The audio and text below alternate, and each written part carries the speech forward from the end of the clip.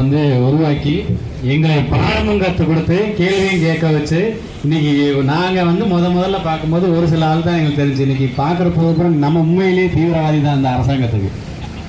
அந்த அளவுக்கு நாங்கள் உருவாக்கி எங்களை கற்பனைகளில் என்னெல்லாம் வருதோ அதெல்லாம் எழுதி போட்டு நாங்கள் ஒவ்வொன்றா தகவலை பெற்று இவ்வளோ தூரத்துக்கு வந்து நாங்கள் ஒவ்வொரு செயல்பாட்டையும் இந்திய அரசியலை வந்து இயக்கி கொண்டிருக்கிறது இந்த ஆர்டிஐ குழு தான்.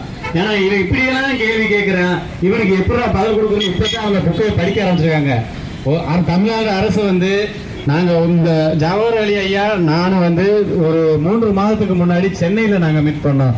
எப்படி அப்படின்னா நானும் எங்கள் ஊரில் தொடர்ந்து இந்த கல்குவாரிக்கு போராடிட்டு வர்றோம். நாங்கள் கீழ் மட்டத்தில் விஓ தாசில்தார் இப்படி வட்டமாக வந்து மேல் மட்டத்தில் வந்து இன்னைக்கு பார்த்தீங்க அப்படின்னா சென்னையில் சியா கனிமத்து மாசு கட்டுப்பாட்டு வாரியம் சென்னையில் இருக்குது. அங்கே வந்து நாங்கள் உண்ணாவிரதம் இருந்தோம். அந்த டயத்தில் தான் நாங்கள் ஐயா ஜவஹர் அலி ஐயாவை நாங்கள் நேரில் பார்த்தோம். அன்னைக்கு கூட அந்த கூட்டத்தில் அவரை கருத்தை முன் வச்சாரு. இந்த உயிர் வந்து சமூக ஆர்வலர்ன்றது உடனே வராது. இது இங்கே இருக்கிற கல் செடிகளுக்கு இடையில நல்ல ஒரு ரத்தமாக இருந்தது மட்டும்தான் இங்கே வெளியில் வருது. இதுதான் உண்மை. நாங்கள் எங்கள் உயிர் போன மாதிரி நானும் தாக்கப்பட்டேன். இன்னைக்கு தப்பிச்சு வந்துட்டேன். ஆனால் இந்த இடத்த விட்டு நாங்கள் மாறவே போகிறதில்ல. காசோ பணமோ லஞ்சமோ எங்களை எதை கொடுத்தாலும் வாங்க முடியாது. நீங்கள் சும்மா இந்த மக்களாச்சு அந்த ஆச்சுன்னு வாயில் சொல்றது இல்லை. மக்களுக்கு ஒன்றுன்னா ஓடோடி வருவோம். காசு இல்லாட்டியும் பக்கத்துல இருந்து வாங்கிட்டு வரணுங்க. நாங்களாம் இங்கே இந்த லஞ்ச பணத்தை வாங்கிட்டு வெய்யோ சர்வேர் நீங்கள் எல்லா வீட்லையும் போய் ஆய்வு பண்ணணும். இன்கம் டேக்ஸ் ரைடு போகணும். இந்த புதுக்கோட்டை மாவட்டத்தில் கனிம வளத்துறை, நம்ம வருவாய்த்துறை, இந்த துறையில் இந்த டயத்தில் வேலை பார்த்த அனைத்து டிபார்ட்மெண்ட் எல்லா பகுதியிலும் போய் அந்த குறிப்பிட்ட நபரை வந்து ஆய்வு பண்ணி அவர்கிட்ட இருக்க வருமானம் எவ்வளவு, அவர் வருமானத்துக்கு தகுந்த மாதிரி நம்மளுக்கு இப்போ இருப்பு இருக்கணும். அந்த மாதிரி ஆய்வு பண்ணணும். சும்மா சஸ்பெண்ட் பண்ணின்னு சொன்னால் இதெல்லாம் வந்து நடைமுறை கண்ணை கட்டுற வேலை. அவர் முழுமையை வந்து பணி நீக்கம் பண்ணணும். பணியிடை நீக்கம் பண்ணக்கூடாது, பணி நீக்கம் பண்ணணும்.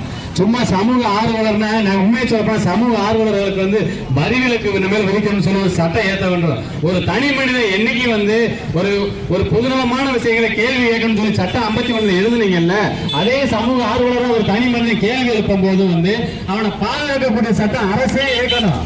சும்மா சட்டத்தை மட்டாவை போட்டு மேலே எழுதி வச்சுட்டு அதை கடைபிடிக்கிறவனை கொண்டுட்டா அப்புறம் என்ன அரசு? இந்திய அரசு சட்டம் பாதுகாக்க சமூகம் வந்து எங்கெல்லாம் இப்போ ஒண்ணு இல்லை. என்ன இந்த உயிரில் இந்த புதுக்கோட்டை மாவட்டத்தில் கொண்டுட்டு கூட இங்க இருக்க மாவட்ட ஆட்சியர் அப்படி பேர் சொல்லி பறிமுதல் பண்ணுங்க. ஒவ்வொரு சமூகம் இழந்தாக நடவடிக்கை எடுக்கப்படணும். அப்புறம் இதுக்கு மனு கொடுக்குற குறைதீர்ப்பு நாள், திங்கக்கிழமை ஆனா குறைதீர்ப்பு நாள், கலெக்டர் பெட்டிஷன், மண்டே பெட்டிஷன், விவசாய குறைதீர்ப்பு நாள். இதில் தனியும் கிராமத்துல வந்து நம்ம கிராமத்தில் வந்து இப்போ கலெக்ட் பண்ணுவோம். சிஎம் வந்து முதல்ல ஒரு பெட்டிஷன் போட்டிருக்காரு. என்ன போட்டிருக்காருன்னா ஒவ்வொரு கிராமத்திலையும் வந்து நேரடியாக கலெக்டர் ஆய்வு பண்ணி மனுக்கள் வாங்குறாங்க.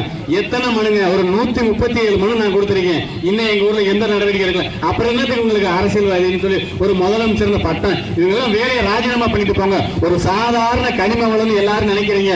கனிமம் என்பது நம்ம நிற்கிற பூமி, காற்று, அது மாதிரி ஒவ்வொரு இயற்கையில நம்மளுக்கு கிடைக்கக்கூடியதை பறிக்க உன்னோட உயிர் வாழ்நாள் குறைஞ்சிட்டு இருக்கு. நீ ஏசியில வாழ்றதுக்கு நாங்க தூசியிலையும் கனிமங்களை அள்ளியும் அதுக்குள்ள இருக்க பாடுபட்டு வழியில நாங்க செத்து வாழ்ந்துட்டு இருக்கோம். இவர் அங்க இருந்து டாடா காமிச்சிட்டு இருக்காரு. இங்க 3 பொம்பளை பிள்ளைங்களை விட்டுட்டு ஒரு தகப்பன் சமூக ஆர்வலர் ஆளானா அவங்க இயற்கையின் மேல வச்சிருக்க ஆர்வம் என்ன, அதை காப்பாற்றணுன்ற கொள்கை என்ன? சும்மா அடுத்த 5 வருஷத்துல நம்ம எலெக்ஷன் வரணும், ஆட்சிக்கு வரணும்ன்றதே நோக்கமா வச்சுக்கிட்டு இங்க களவாணி பயிர்கள் நிறைய தெரிறாங்க. இதுதான் உண்மை. சும்மா நாங்க எதையும் மறைச்சலாம் பேச மாட்டாங்க. எங்களுக்கு உயிர் போய் திரும்ப வந்து உட்காந்துருக்கேன். நான் இந்த கனிம வளத்துறை அமைச்சர் இருக்காரு தயாநிதி மாறன், அவர்லாம் வந்து ஒவ்வொரு இடத்துலயும் வந்து பல்ல காமிச்சு சிரிச்சுக்கிட்டு இருக்காரு. இங்க இருக்கிற கனிமங்களை இந்த துறை மாற்றம் மோசா பண்ணிருக்க நம்மள. சும்மா கனிமங்களை எப்படி அள்ளுறதுன்னு மட்டும் தான் பிளான் பண்றாரு. இங்க இந்த கனிமங்களை அள்ளிட்டு போறதுக்கு வாகனங்கள் வந்து இயக்குறாங்க. அந்த டிபார்ட்மெண்ட்காரங்க என்ன சொல்றாங்கன்னா ஒவ்வொரு மாதமும் தாசில்தாருக்கு வந்து 1 லட்சம் ரூபாய் பணம் கொடுக்குறாங்க. ஒரு கல்குவாரிக்கு லாரிகள் வந்து இயக்கப்படக்கூடிய சங்கங்கள் அப்படியே பகிரங்கமா சொல்லுது. இது வெக்கமா இல்லையா அந்த அரசுக்கு? ஒவ்வொரு வாரமும் வந்து ஒவ்வொரு மாதமும் 1 லட்சம் ரூபாய் தாசில்தார் இருக்கு. உருப்படியே சொல்றாரு. அதன் அடிப்படையிலாவது யார்கிட்ட கொடுத்து அவர் அவ்வளவு சாட்சி கொடுக்குறாரு. இன்னொரு விஷயம், இந்த கனிம வளங்களை அள்ளிட்டு போற லாரிக்கு இவ்வளவு தூரம் நம்மளுக்கு வந்து இயந்திரங்கள் மயமாயிருச்சு. அதே மாதிரி மின்னணு முறைகள் வந்துருச்சு. இன்னமும் இந்த கனிம வளங்களை எடுத்துட்டு போற வாகனங்களுக்கு நம்ம அச்சு காப்பி வச்சு சின்ன பள்ளியில நாங்க கிறுக்கிற காப்பியில வச்சு நம்ம கனிமங்களை அனுப்பிடுறோம் போட்டு ஒவ்வொரு இடத்துலையும் நோட்டீஸ் போட்டு நம்ம அந்த மாதிரி தான் கொடுக்க பில்லு போட்டு. ஏன் இனிமேல் தமிழ்நாட்டில் கனிமங்கள் அள்ளிப்பட்டு போகக்கூடிய அந்த இதுக்கு வந்து நம்ம வந்து மின்னணு முறையில வந்து மாற்றணும். இது எங்களோட கோரிக்கை, நம்ம ஆர்டிஐ குழுக்களோட கோரிக்கை. அப்பதான் இந்த கனிமங்களை வந்து திருடுறதை தடுக்க முடியும். சும்மா வந்து இந்த நடவடிக்கை முதல்ல நடவடிக்கை எடு. மின்னணு மூற்ற மாற்றமா கொண்டு வா. 1 7 மாத்துறாங்க, 1 8 மாத்துறாங்க. இங்க படிப்பறிவு இல்லாட்டி 1 1 3 7 இது எத்தனை நம்பரா மாத்தலாம்னு இங்க இருக்க அரசு அதிகாரிகளுக்கு தெரியும். டயத்துல இறங்கணும்னே புள்ளி போடுறாங்க. சாதாரண ஒரு டிரைவர் கையில் இன்னைக்கு ஆட்சி